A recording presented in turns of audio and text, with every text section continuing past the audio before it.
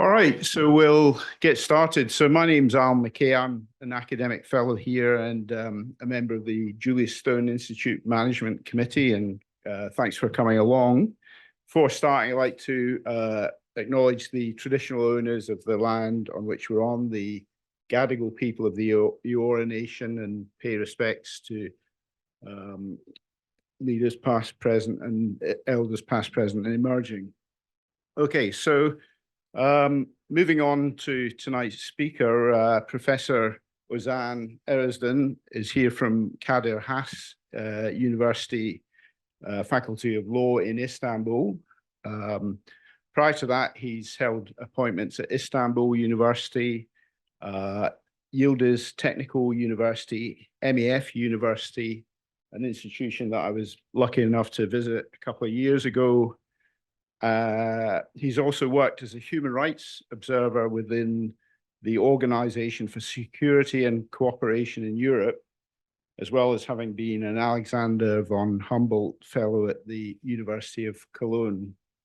He's published works relate mainly to theory of state, theories of nationalism, human rights, transitional justice, and philosophy of law. His current area of research is the interaction between neuroscience and legal theory. And tonight he's going to talk about the following: Dominium in the age of neurotechnology, who's the subject of Neurorights.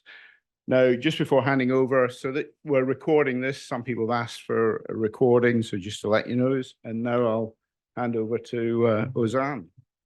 Thanks very much.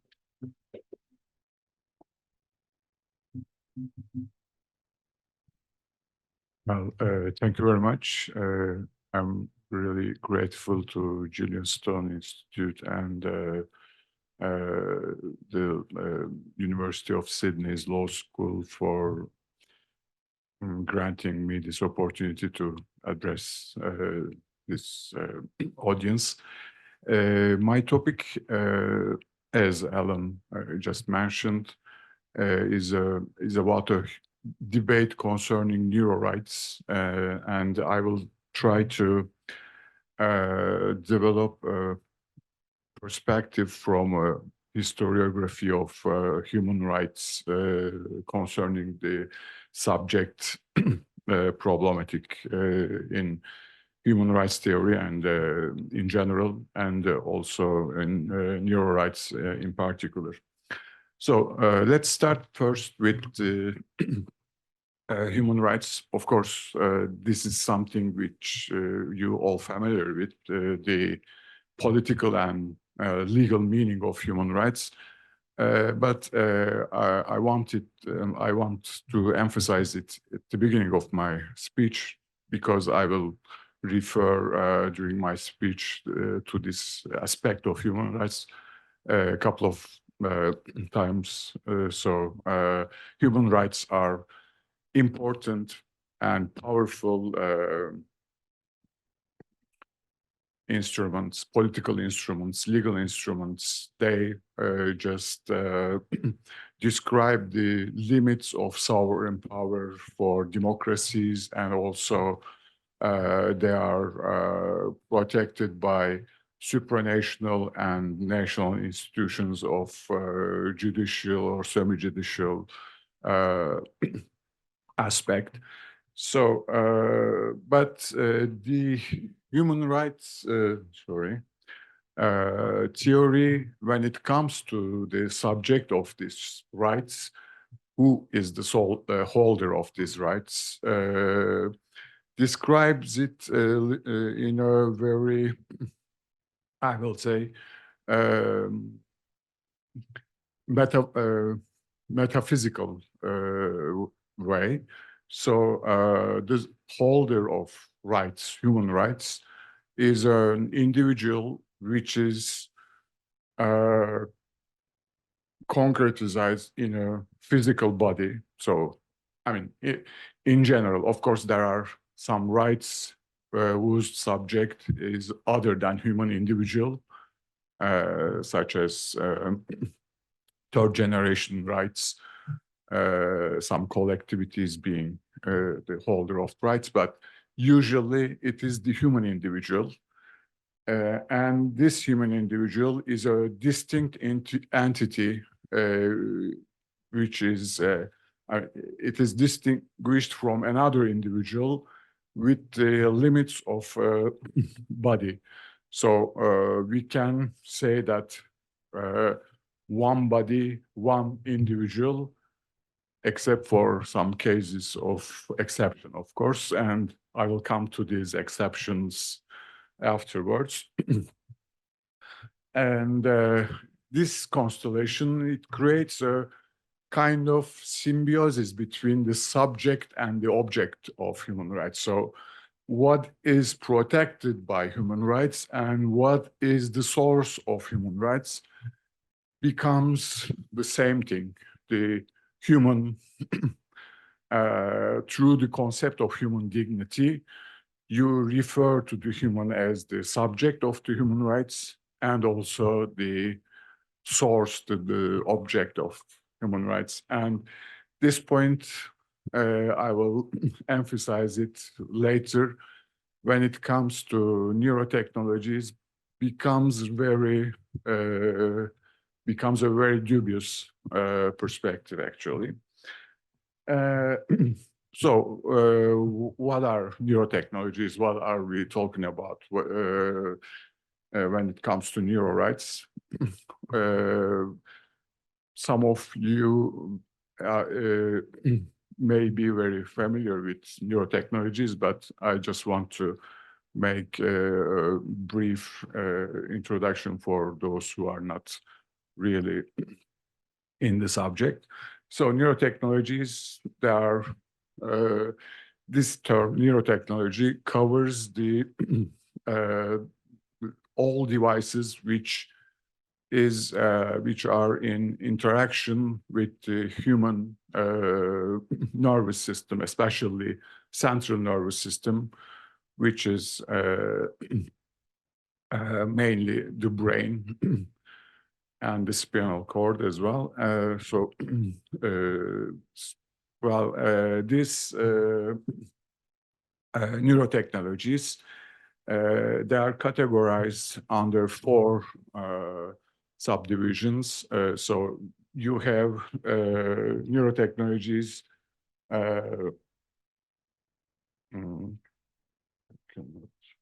anyway, non-invasive ones and invasive ones, reading and writing.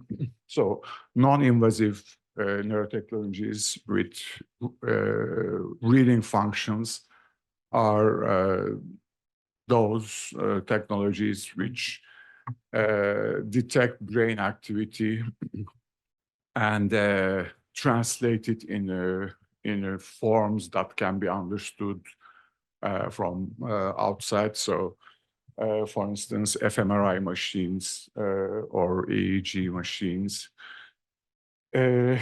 Writing non-invasive technologies, these are brain stimulation technologies. So when we say writing, we mean that this technology is acting in a way that it changes brain activity, not only recording what is the brain activity, but also it's interfering with brain activity. So brain stimulation techniques such as transcranial direct current stimulation or transcranial magnetic stimulation, they interfere with brain activity, and so they change the way how brain works naturally. When it comes to invasive technologies, these are also divided into reading and writing ones.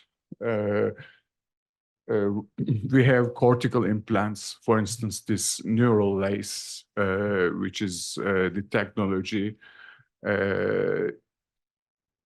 under development by Elon Musk. Elon Musk is trying to introduce this technology in a way that can be used in a massive way, in a way which is which could be used in daily life. But these cortical implants, they are especially in use these days for medical purposes. People with some disabilities, let's say, for instance, locked-in syndrome, or some people who are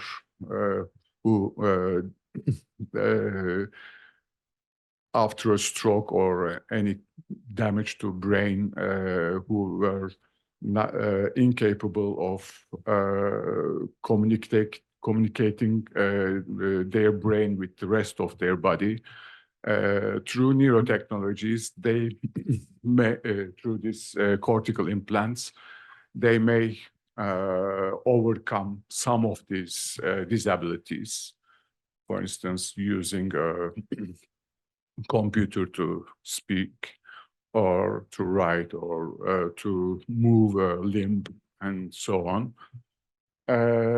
The writing invasive technologies, as an example, is cochlear implants, which is the most spread out one. So this technology is helping people with hearing impairment. So it produces impact on neural channels that can activate hearing for people who are disabled in that respect on a natural way. And so this is a brief introduction, so we can discuss in details afterwards if there will be some questions concerning this. So what can be the human rights aspect of this neurotechnology? So first, let me introduce you the term neurorights. Neurorights is the term which is used to for a certain legal category developed in order to protect the potential misuse of neurotechnologies in a way which can interfere with human dignity, let's say, in general. So the whole body of human rights, starting from the right to expression, the right to speech, or to right to privacy, and you can list it for in a long list. Neurotechnologies, in their misuse, present real danger for such kind of, I mean, there is a huge potential of violation of these rights through the misuse of neurotechnologies. For instance, through brain imaging and brain imaging technologies, one can read the mind of a person, let's say, so directly violating the right to expression, or the right to not to be forced to express one's ideas or beliefs, and so on. For instance, there are now some research involving fMRI technology, through which one can detect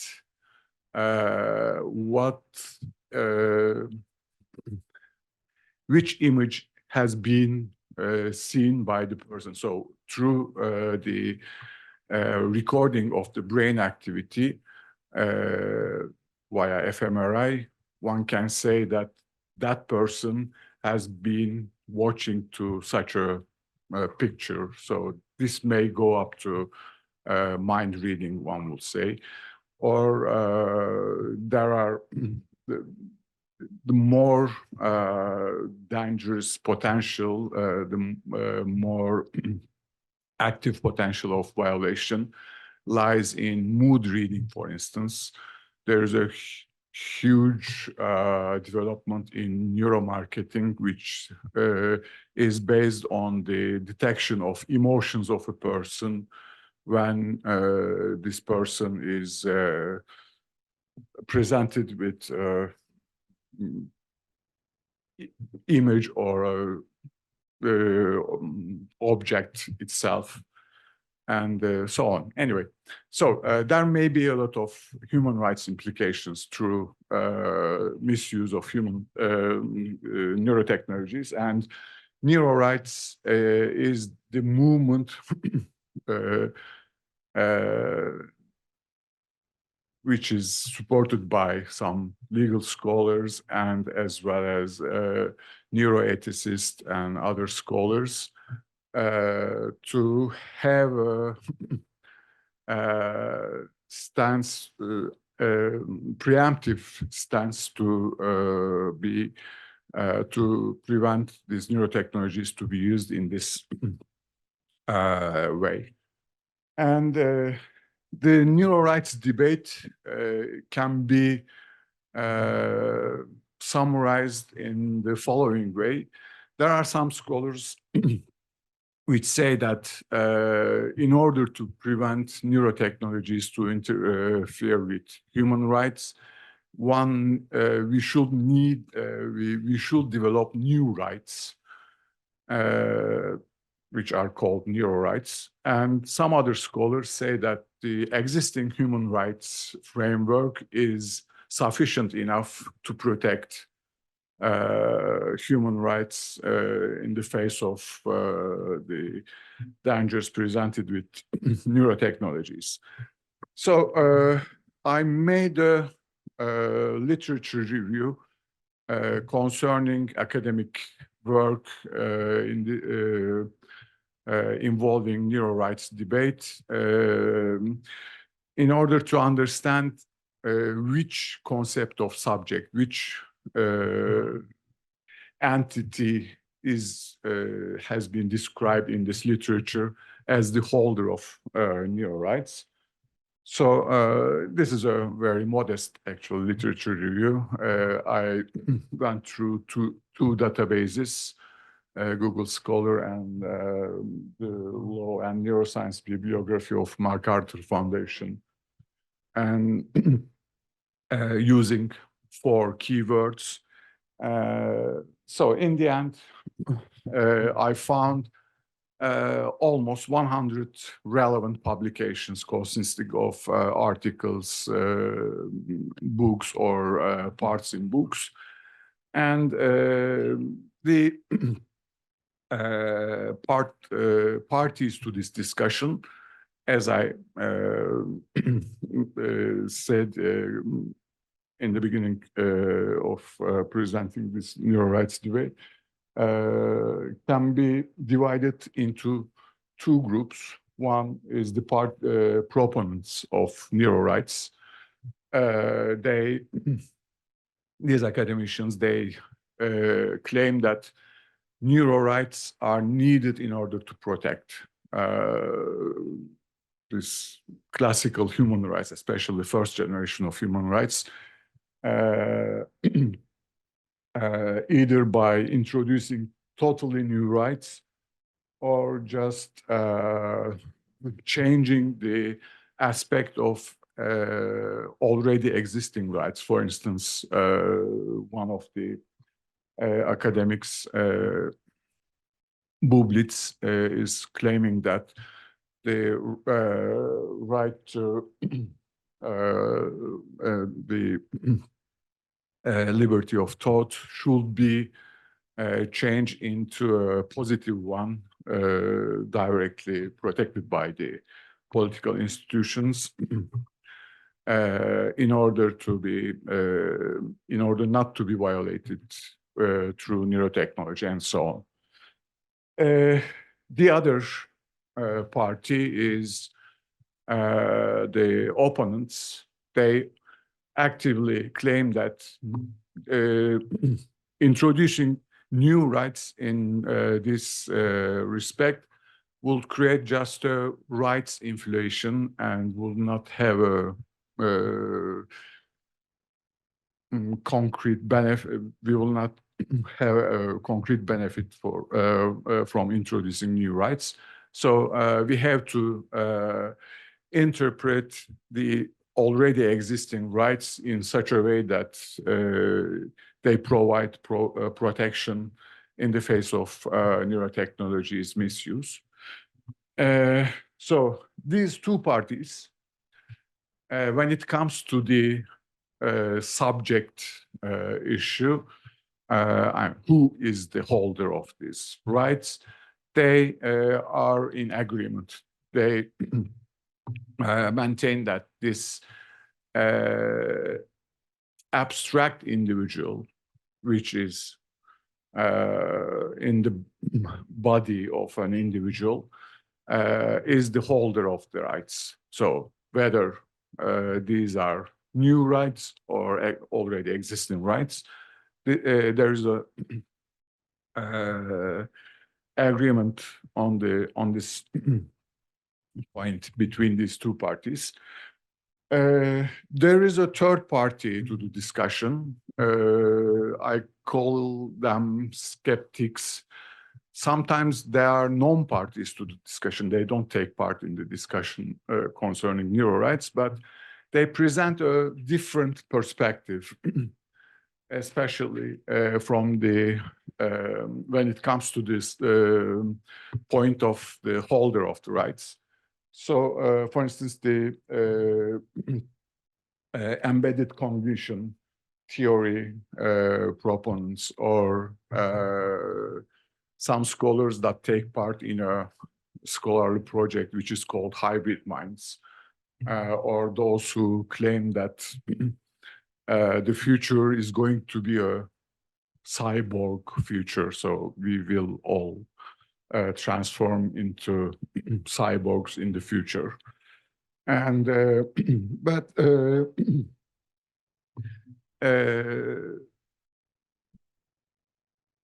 when it comes to their standpoint concerning the holder of the rights, they don't express themselves directly, or they don't oppose to the mainstream idea that human rights are the rights of this individual human subject.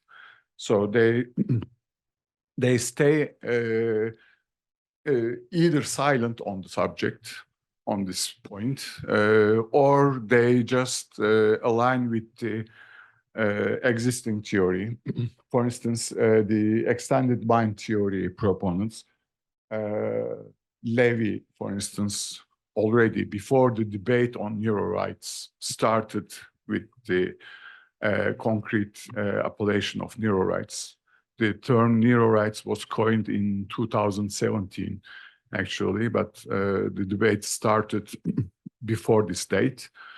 For instance, Levy says that neuroethics will have to take into consideration the point of embedded or extended mind, embedded cognition or extended mind, meaning that cognition is not confined within the boundaries of the body within the skull, but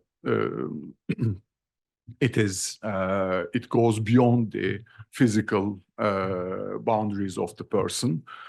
But nevertheless, after making this prophecy, let's say, that neuroethics will have to take into consideration the extended mind perspective,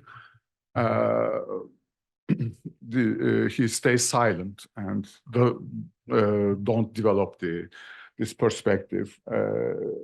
The same goes for the Hybrid Minds project. This is a project, international project, which is still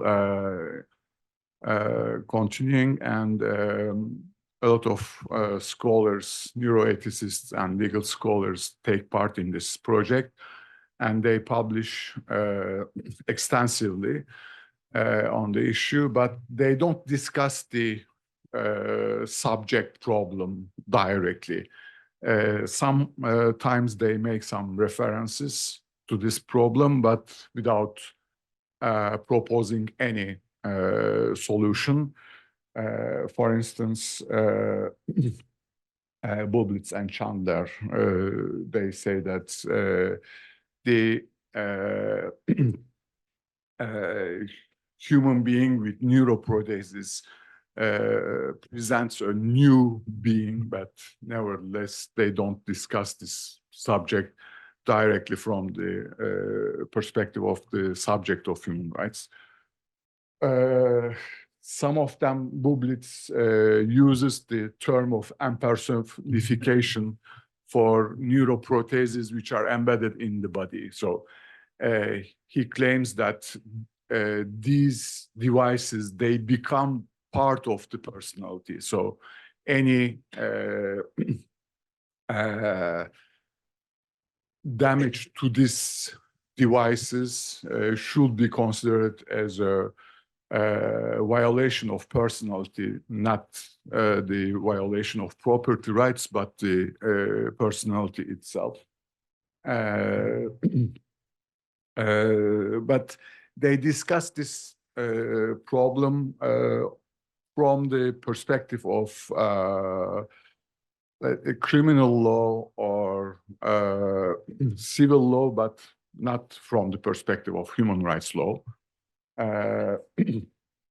The futurist cyborg thesis proponents also, they refer to the possibility of humans becoming something else with the introduction of neuro devices in the body, but or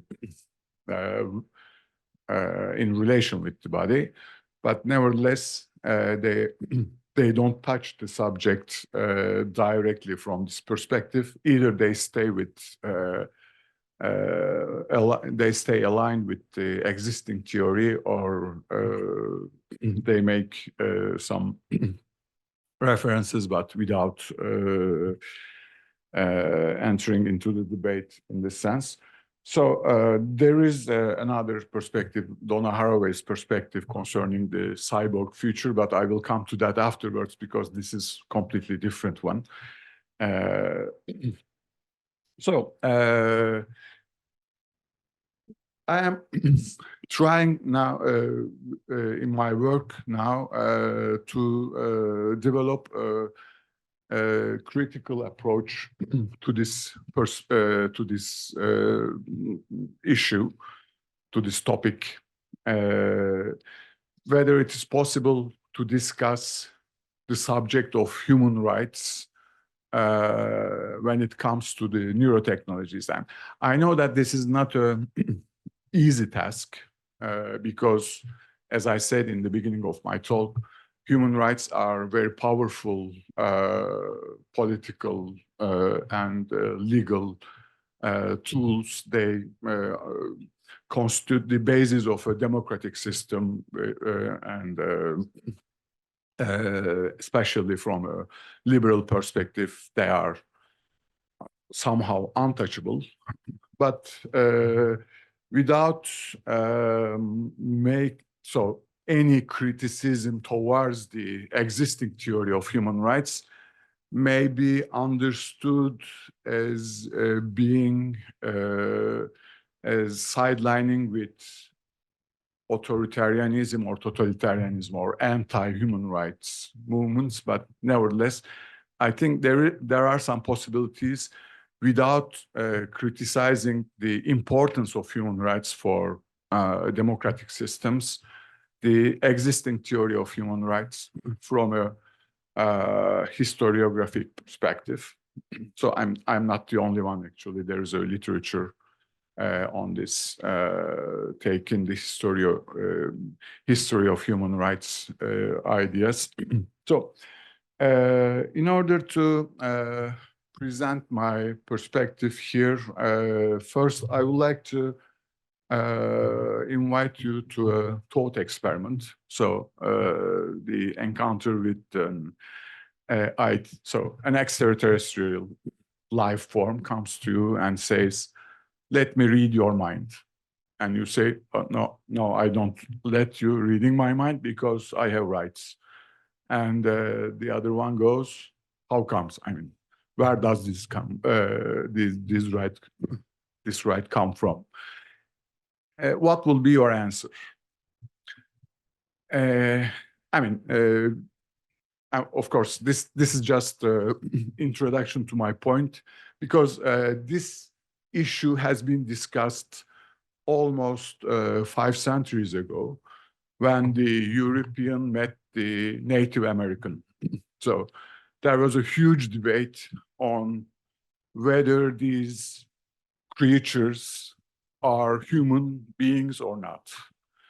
And according to the stance of the parties to the debate, there were some consequences directly involving what could be done or what should be done with these people.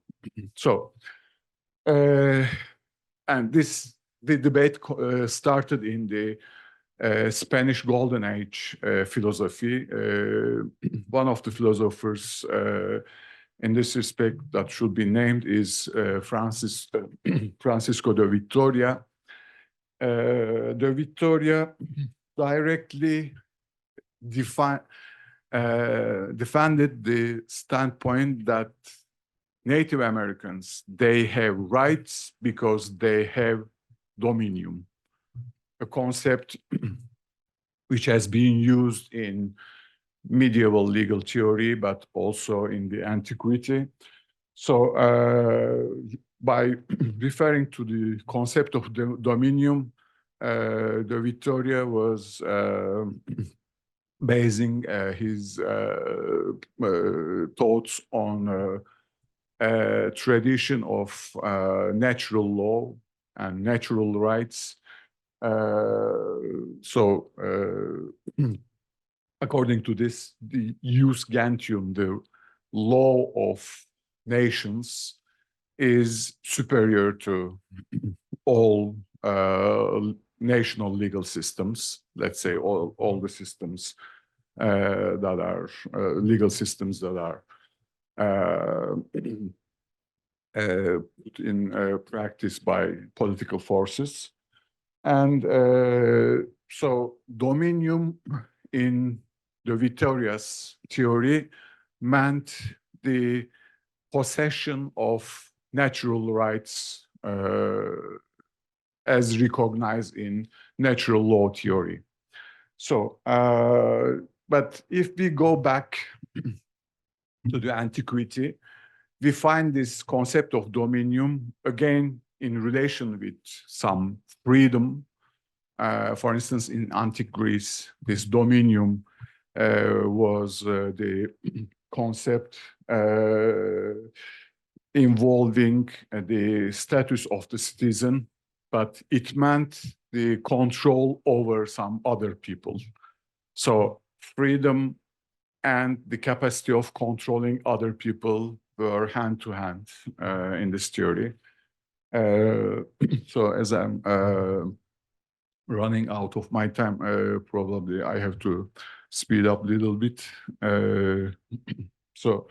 But I mean, in Roman law as well, in Roman law theory, this was the same perspective. In domo dominium meant the power of the paterfamilias over the members of the family, and so dominium meant both the capacity of acting and also the capacity of controlling or having dominance over some people or some objects.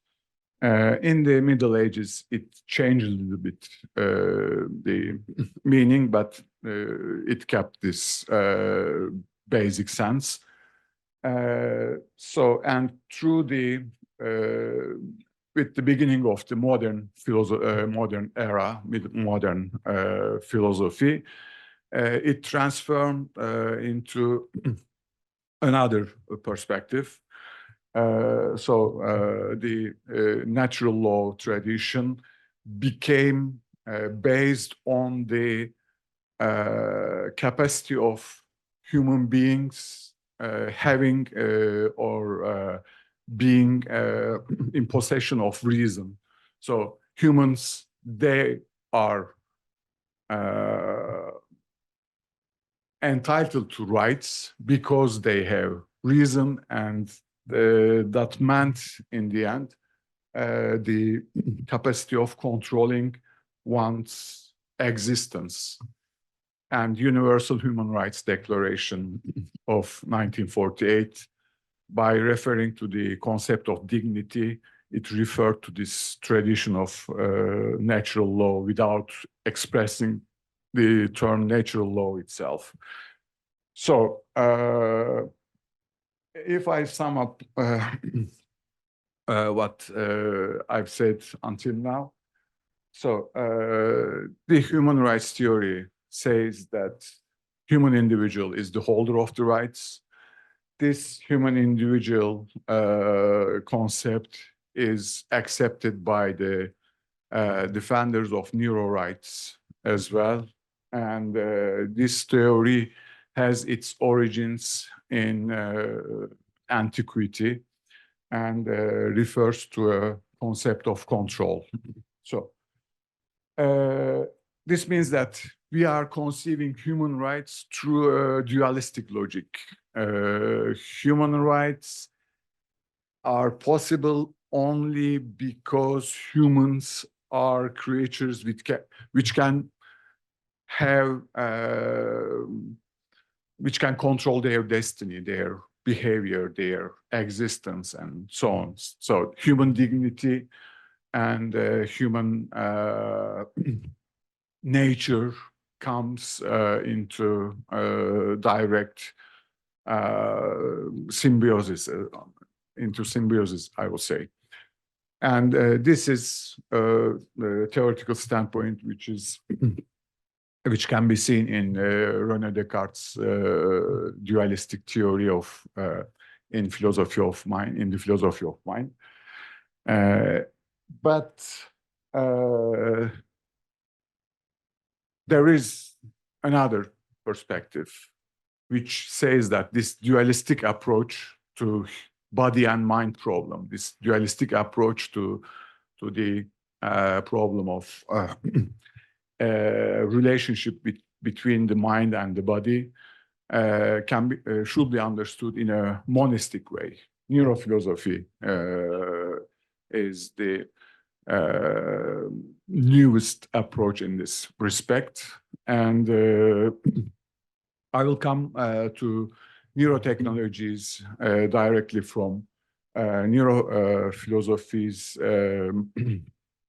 reductionist materialism and eliminative materialism approaches. I mean, I'm not developing in details what is eliminative materialism, what is reductionist materialism in the philosophy of mind, in neurophilosophy. But it says that body and mind are material things. So there is no separation between body and mind. So there is no dichotomy between these two terms. And neurotechnology, in this respect, is an important tool through which we can see this symbiosis between body and mind, this coming together between body and mind directly. Neurotechnology intervenes directly to the debate whether humans have free will, whether humans have control over their destiny or over their behavior and so on.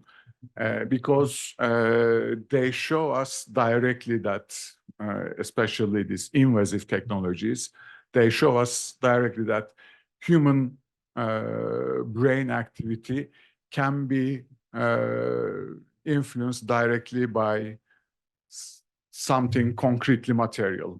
So there is no, and this is something which is not new, actually. As a organic being, we are already experiencing this, in my opinion, of course. There are some people which oppose to this idea, but I believe that our way of thinking is something which is directly determined by physical and chemical reactions, interactions, and so that there is no such a thing as ideas which are occurring without being attached to something material. So in this sense, neurotechnology is a tool, perfect tool, which shows us that there is no separation between the body and the mind.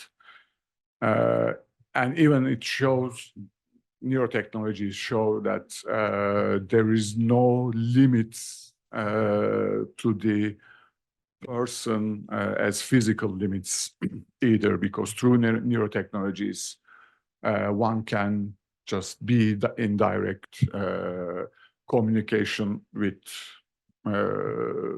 other objects or beings and outside of the body. So neurotechnologies will help us to overcome our way of thinking based on dichotomies, based on binary either or way of analyzing things. So human with a neuro device implanted in the brain cannot be considered purely organic or inorganic. It's both, or animate and inanimate duality or dichotomy will disappear through neurotechnologies and so on. And of course, this idea of the person being or having a control over the body, the abstract personality and the concrete physical existence being separate entities and one having control over the other one. This way of thinking also will disappear through neurotechnologies, in my opinion. So one can say that this is a future, a totally dark one. So we will just lose the sense of being human. For instance, Octavian now wrote, a Polish philosopher, directly criticizes this perspective. What if we lose the meaning of being human? But I think that if we think from the perspective of Donna Haraway, this cannot be understood as a negative development, but a positive one, because all these dichotomies, I think, they just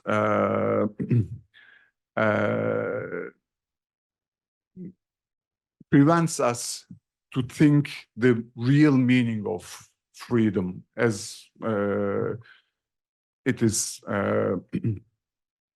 described in Baruch Spinoza's philosophy. The freedom may be also the state of mind, I will say, where somebody, something becomes totally conscient of the deterministic relations that is in action over oneself and so on. So I think that through the debate on neurorights, we will have to face very soon directly a discussion on what is the meaning of being human. And very likely this debate will end in a total change of the understanding of what is human, what is human nature, what is freedom, and so on. So thanks for listening to me. This is the end of my presentation. Hopefully it was clear enough to make my point.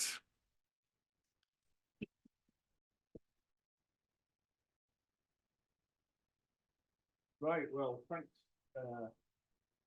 Thanks very much. We've got some time for questions. Does somebody want to go first? Chris, just use the mic. Thanks for a really interesting and stimulating paper. Can I ask my question this way? There's always pushback when there's something as new as the sort of neurotechnologies asking, well, is this really new after all? And if you think about a trial, it's a good way of testing it out, because it's not uncommon in a trial that the outcome may turn upon whether you believe someone is telling the truth or not. And that involves, in a kind of metaphorical sense, trying to look into their head and see what is going on in their mind. And we've done this traditionally by observing their demeanor, looking at their past behavior, examining them, doing everything we can. And then the court, jury, tribunal makes its best guess as to what is going on in their mind. So mind reading in that sense is not something that is seen to undermine people's status or humanity. It's an essential thing we have to do if we're going to have trials. So if the day arrives when I can use brain scanning and AI in combination, and the last thing I read was in The Guardian a few months ago when some researcher doing all this claimed that they could detect whether people were lying with a remarkably high probability of success, something like about 80 or 90%, which to my mind is probably better than the usual trial process, at least in my experience. And all the research about the ability of us to pick whether people are lying shows we're not very good at it. So rhetorically, why not embrace this technology? And are you arguing that it is so new and so different that it will violate some form of human right not to have people look into our minds with neurotechnology? Well, actually, I mean, looking from a purely legal perspective, for a defendant, the ability to lie is a fundamental right. Now, as a in order not to be convicted, then you should be able to lie and not to be detected while lying. Of course, there are some methods other than mind reading to understand whether or not you are lying, but nevertheless, this is listed as a real, I mean, a fundamental right. But what I'm saying is a little bit different. I mean, in order to protect the thought, the lie as well, we attach it to an abstract entity, the person, and we think that this lie comes out of nowhere. So the lie belongs to this abstract entity, and in this sense, it is protected. It can be any other thought as well. I mean, in an authoritarian regime, for instance, your political thoughts also should not be intercepted and so on. But we think that this thought is something immaterial and which is, in this sense, doesn't have any origin in the material things. But if we think the other way around, if we think that everything is material, so even the thought which is produced by a brain interacting through electrical, chemical, and interactions between neurons and so on, then there is nothing in this sense here to be protected in the sense of existing human rights understanding. That's what I was trying to say. I don't know whether it was a question, an answer to your question, but this is my stand.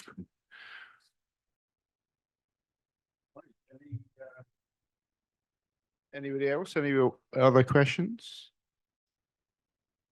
All right, I'll ask one.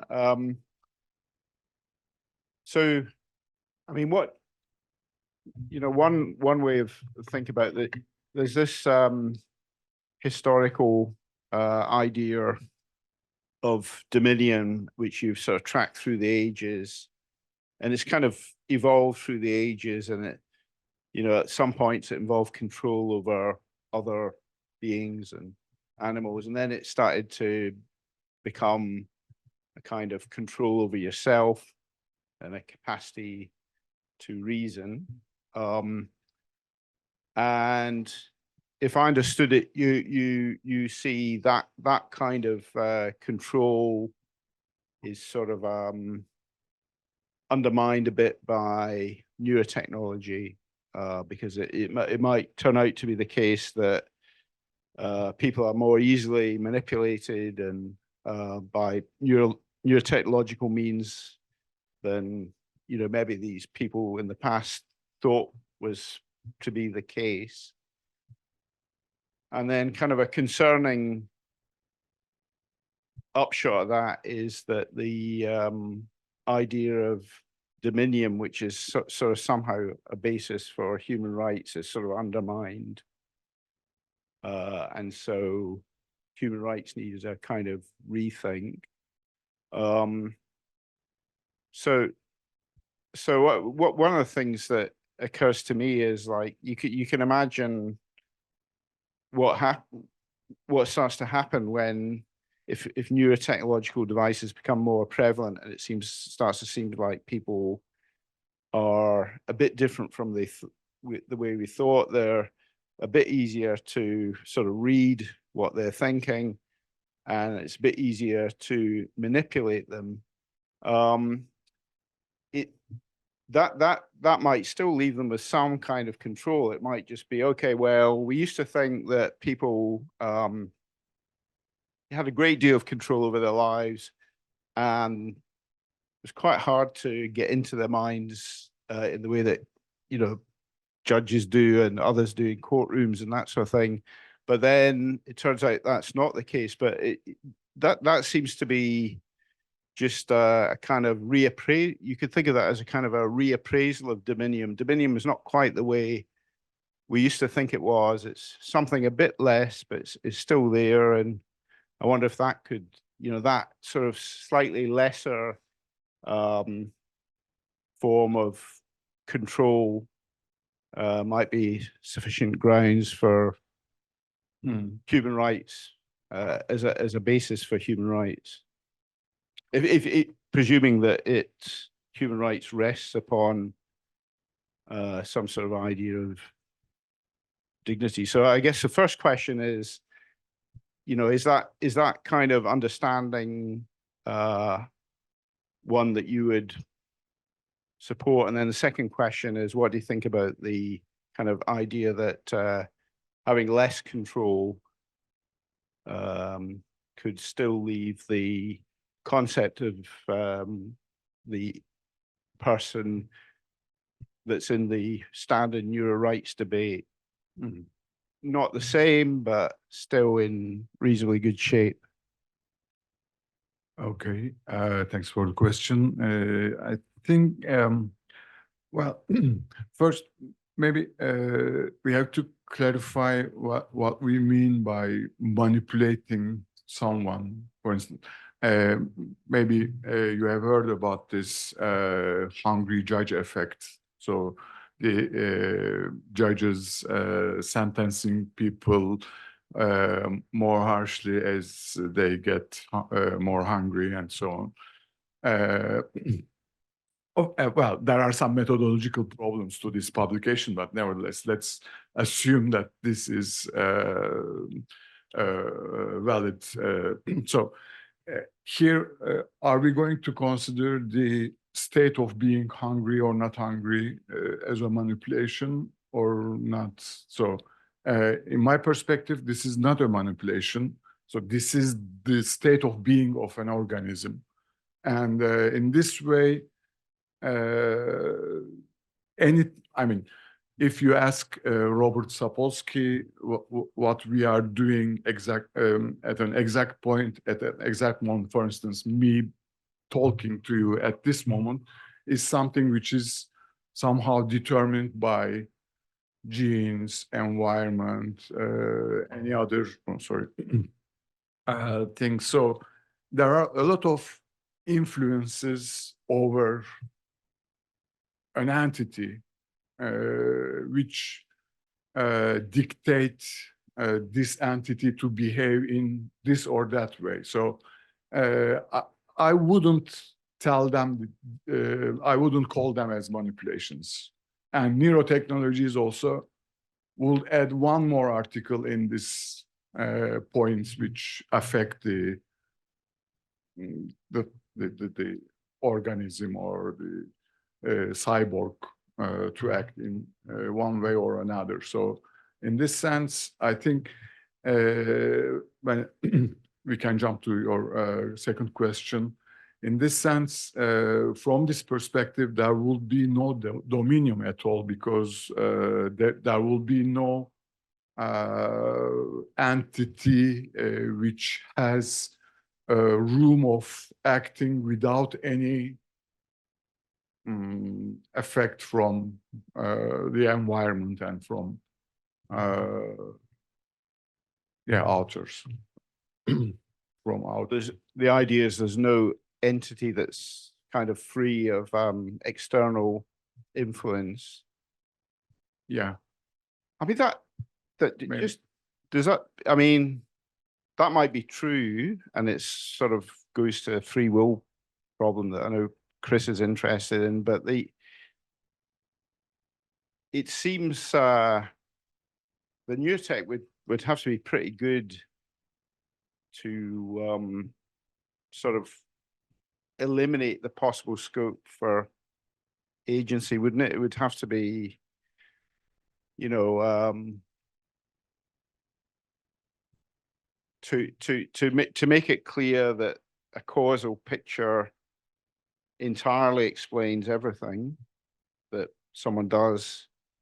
That, you know, that might be the case, but it would have to be to give evidence of that. It would be quite sort of powerful tech, would it? Or you think a lesser form? Yeah.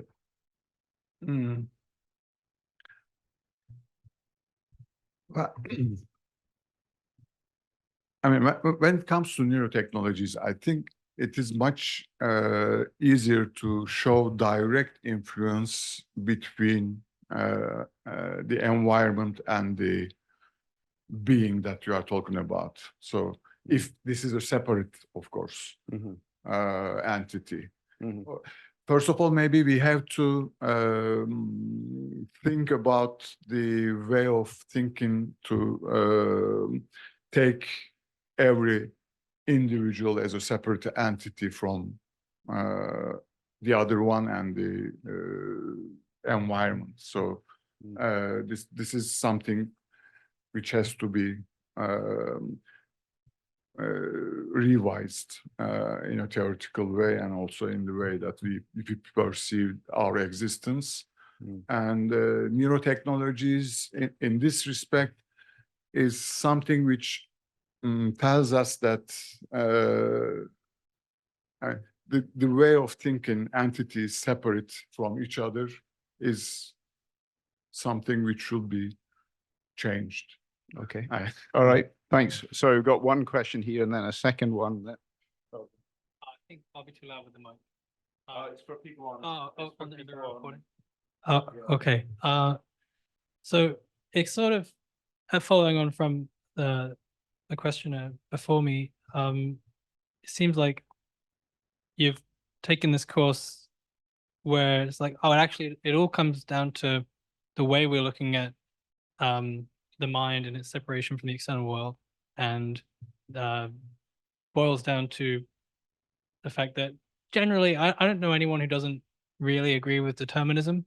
And like most philosophers are compatibilists now, which is so like free will's out the window as it was traditionally conceived. And so I'm wondering how much you can lean on the literature of the compatibilists with their theories of responsibility to fill out this new approach to neuroethics that you're have you seen much like how would you take the compatibilists theories and apply them to neuroethics, or is that essentially your project? That's what you're doing. Yeah. Well, compatibilism, of course, should be taken into consideration in this discussion and in this perspective. But I think from the point that we are discussing the issue, it is not involving directly into the discussion, because compatibilism, as far as I'm concerned, involves when it comes to determine the responsibility, the moral and legal responsibility of entity for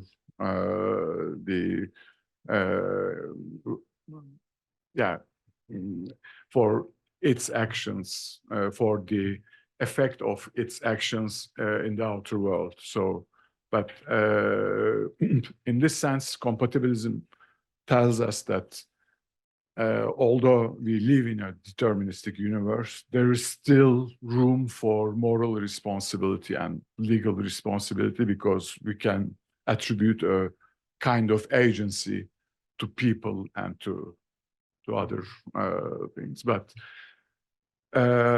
in this sense, it can be important when it comes to determine whether criminal act the perpetrator of a criminal act should be punished, or which way it should be, he or she should be punished. But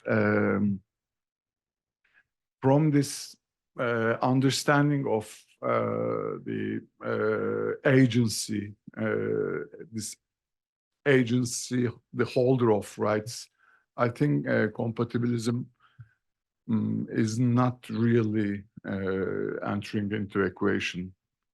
But this is my opinion. Of course, this can be debatable. This is debatable, of course. Michael from engineering. I come from a background that uses very different language than what I heard today. So just thank you for how stimulating this was. I suppose I also come from a still learning about human rights. I can see that it's quite varied about how you talk about dichotomies. There's a bit of dichotomies within Earth, that you have people who recognize human rights and those who have no problems or are happy to violate them.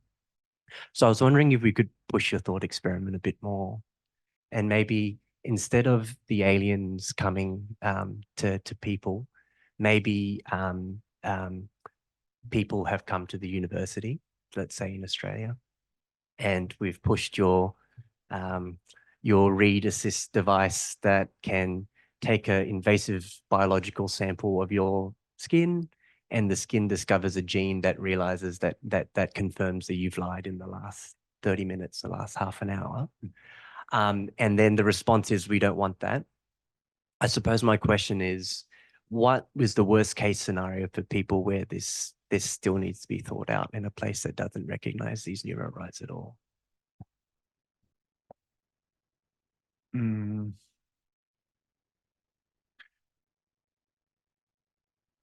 Well, this is a difficult question, I would say.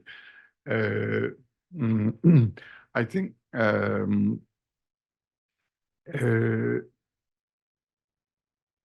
the protection mechanisms for rights and individuals.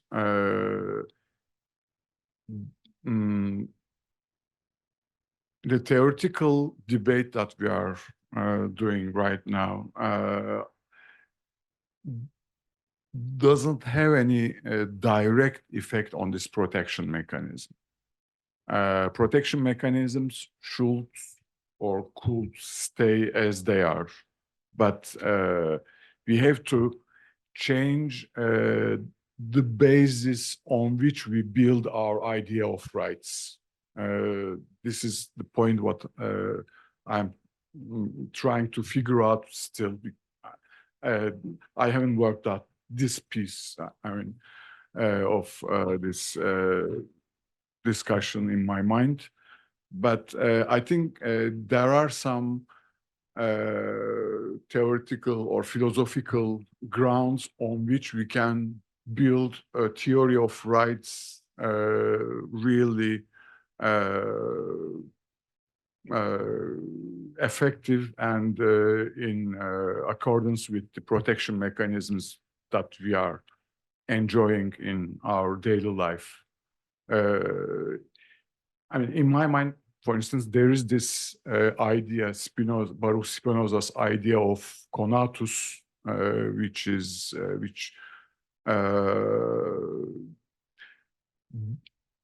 describes a basic right of being for everything, animated and inanimated. So on the basis of this conatus, one can build the capacity of agency in interaction with everything else surrounding the entity. But well, I haven't configured yet this perspective, this point. But thanks for the question.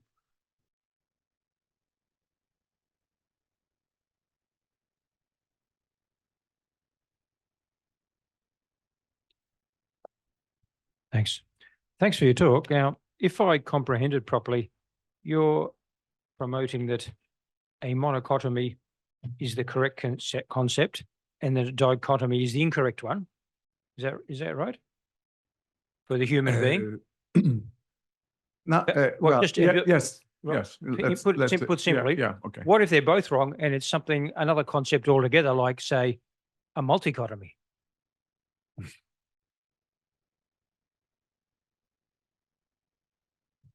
Well, I think it's equally acceptable from my point of view.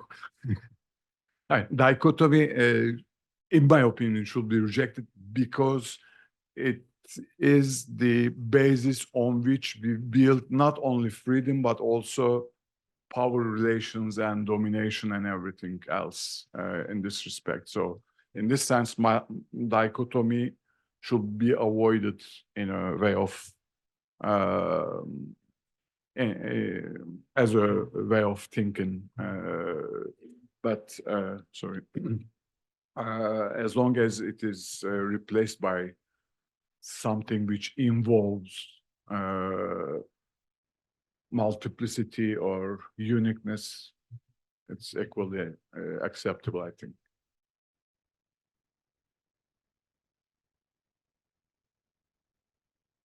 Hi, Ozan. Thank you. I'm coming from probably a science-informed art history line of thinking. Because, as you say, the concept of Dominium has been around for a long time, and ideas about, for example, gender and race, there's a long line of argument about who is and who isn't human or who has full rights as a person. And so a lot of the cyborg arguments have sort of extended from that, including Donna Haraway's various ideas.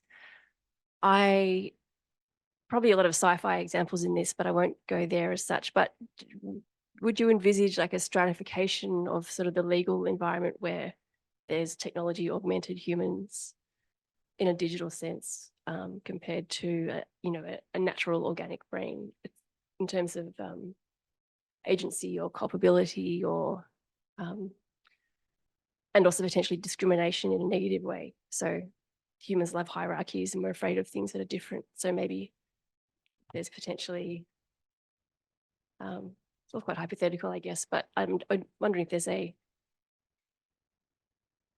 line of thinking around how we would potentially treat or discriminate for or against augmented human bodies in that sense. Mhm.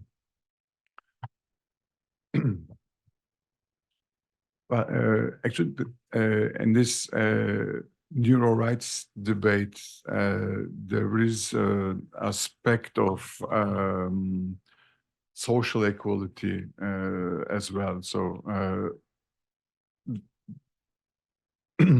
there are accounts through which the following point is raised, saying that everybody should have the access to neurotechnologies.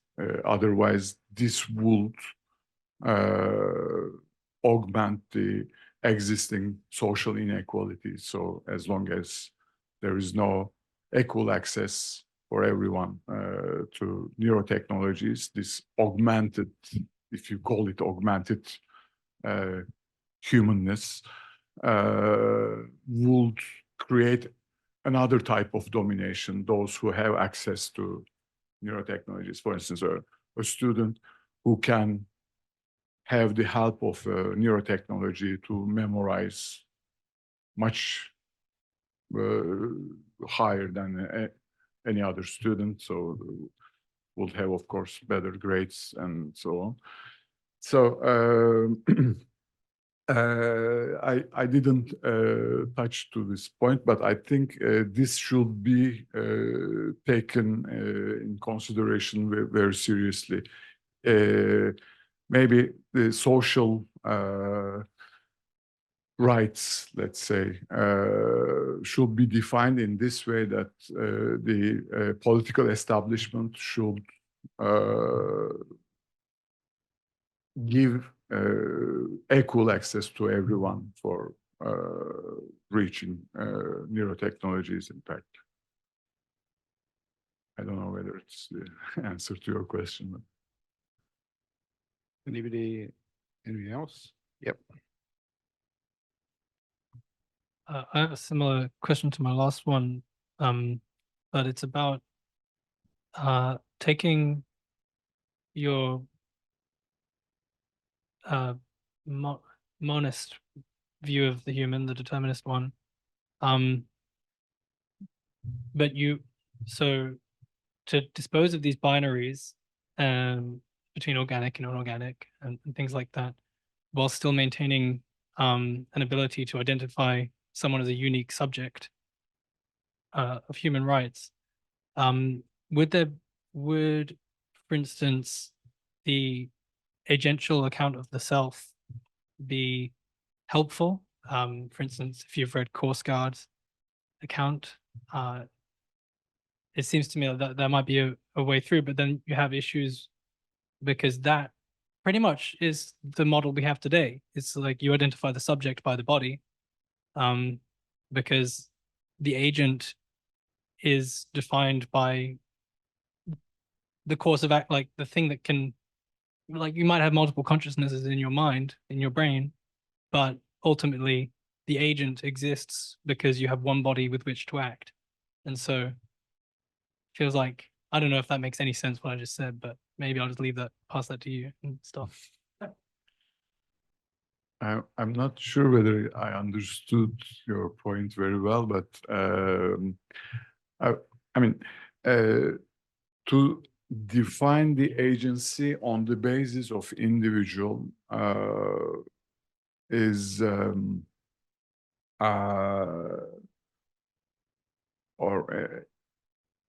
the basis of individual, which is represented by the body. This is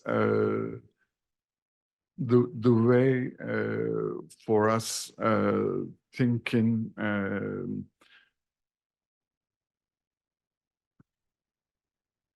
in the, I would say, traditional way. So I can accept myself as distinct from anyone, but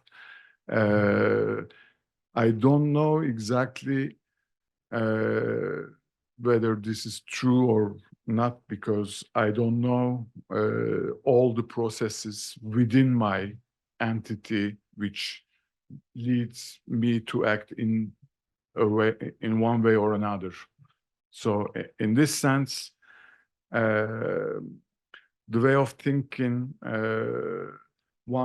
oneself as a separate agent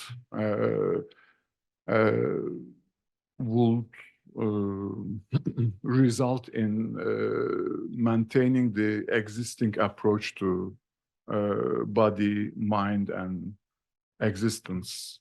So in this sense, this should be changed, in my opinion, and neurotechnologies in this respect will help us. This is what I'm trying to conceptualize. But Any other questions? I might just sort of follow on a bit from, so what was your, Alex's point? You know, like I'm thinking, he mentioned compatibilism, and then you, you know, rightly said, well, often when people are talking about compatibilism, they're thinking about responsibility and whether somebody's blameworthy or that kind of agent, or whether they have free will.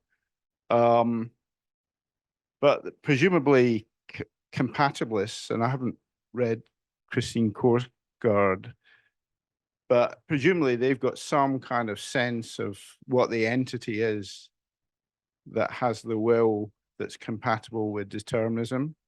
You know, there's some kind of entity that they have, and that's, you know, a naturalistic entity, because it's, you know, like the idea is it's supposed to be compatible with even with a deterministic universe. And to sort of maybe sort of echo a little bit the point, maybe there's some kind of way of thinking about the entity that might be the bearer of rights that's analogous in some way to the thinking about the kind of entity that could be blameworthy in a deterministic universe or something like that. And maybe it might be that is less challenged by neurotech, or so. What do you think about that?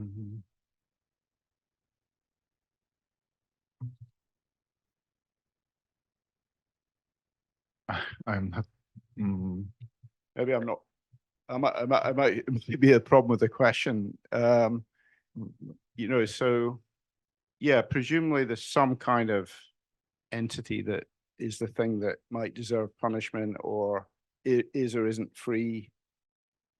And, you know, maybe somebody who's trying to address the problem that you're pointing out might look to compatibilists and think, how have they done it? Okay, it's not the same for reasons you mentioned, because they're not thinking about punishment and that sort of thing, but the kind of a way of, I suppose it's going to the question of what's the solution to this issue. Is there some way of saving some kind of Dominium from the challenge? And Yeah. is there any prospect for that, or that's maybe the question? Well, I think well, your question reminded me the prospect of or the possibility of replacing punishment with some other methods that will help for a pacific social existence. Maybe I completely misunderstood what you have said, but In this sense, I think the the possibility of this responsibility or the effects of social interactions based on the concept of agency should be reinterpreted through a perspective in which we define what is socially permissible or profitable and so on. And well, I'm confused, but I think that here the problem of this monistic approach being in collusion or in agreement with existing way of thinking become somehow blurred. Well, I cannot make any further comment, but this. Thanks. Any final question before we? All right, well, I'd like to, before we've got too many hungry legal theorists, we talked about hungry judges. I'd like to say thanks very much, Ozan. That's a very interesting presentation. I enjoyed it, and thank you very much indeed. I thank you.